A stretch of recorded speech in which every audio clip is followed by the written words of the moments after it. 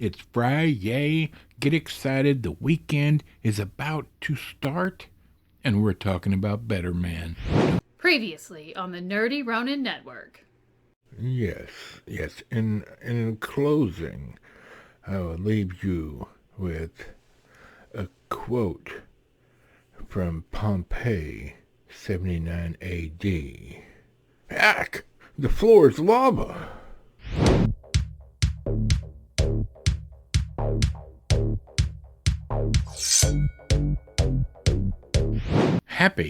Happy Friday.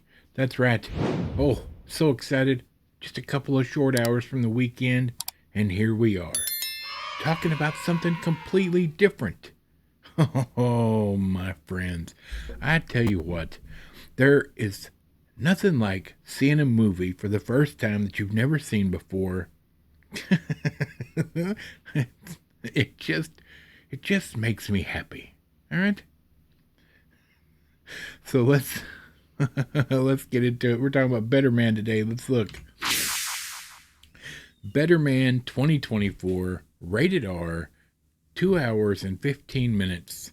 This is a docudrama. This is a biography. It's about a man's life. So, in a very unique way, directed by Michael Gracie. He did The Greatest Showman as well. He's pretty good director. Well, wait. Yeah, Michael Gracie. Okay, sorry, I lost my brains there for a minute. Written by Simon Gleason, Oliver Cole, Michael Gracie. Starring Robbie Williams, Jono Davies, Steve Pemberton, lots of people, right? But the main star of the show is Robbie Williams. So, yes, this is a musical. Kind of. All right? There's lots of music in this. Because the main character, Robbie Williams, this is about his life.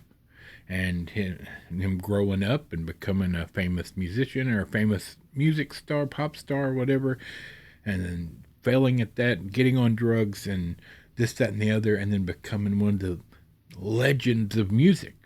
Now, you might ask yourself, I've never heard of this guy. Honestly, me neither, because I live in America. But over the pond, this guy is just the bomb diggity, evidently, right? Now, this movie does something unique, and for the entirety of the movie, Robbie Williams is a monkey. Kid you not. And there's several things said in the movie, like the monkey, I guess, represents him having something on his back, like a monkey on your back, right?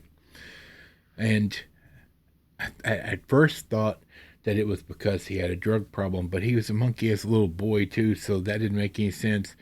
But I believe it stems from the monkey mentally that he has, because he's suffering for a majority of this movie with clinical depression and harming yourself ideology. Okay? Just we're going to say it like that. I don't know what the rules are with this, but I'm going to say it like that. Okay?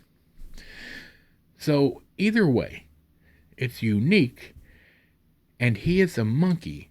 The only one out of the whole cast, he is a monkey, and that represents something. At one point in the movie, he talks about he feels he's a little less evolved than everybody else, so it could also represent that. I don't know. I haven't seen any special features on this. I haven't watched anything but the trailer and the movie. But I gotta tell you, this movie's fantastic. But here's some caveats. It has a ton of language. Now, as Americans, we don't necessarily find the F word to be normal language.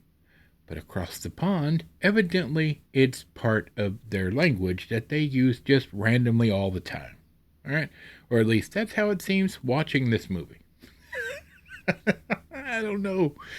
Either way, it's full of curse words. And there was at least, from what I saw, at least 2, possibly 3 scenes of chesticles.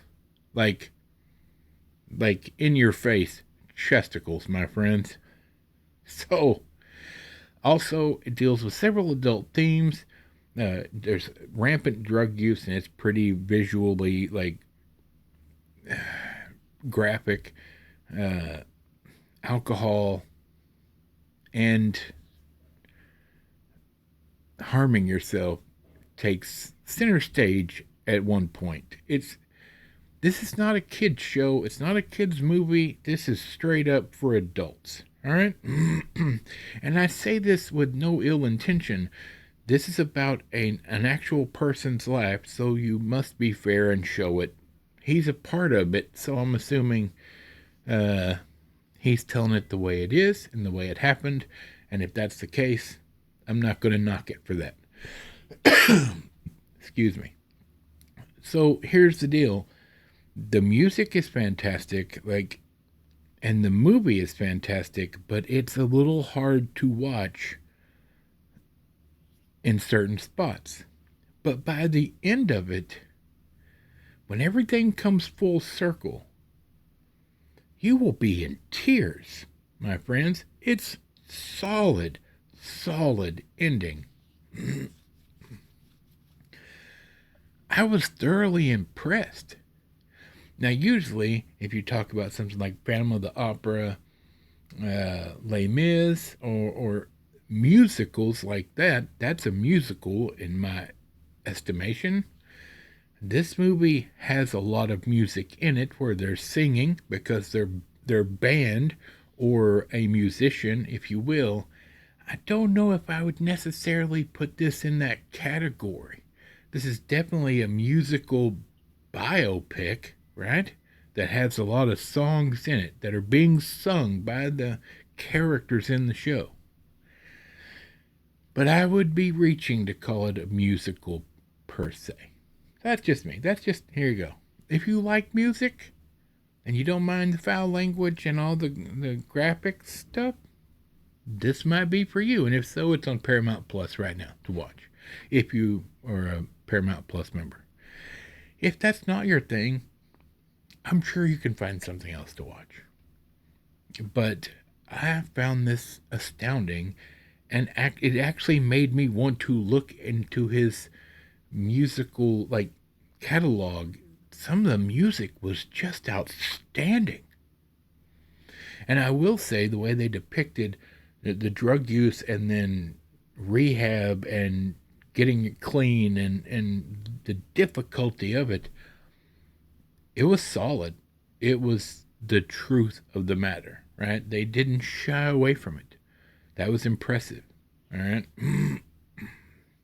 As someone who's dealt with that before, I was pretty on point with it, right?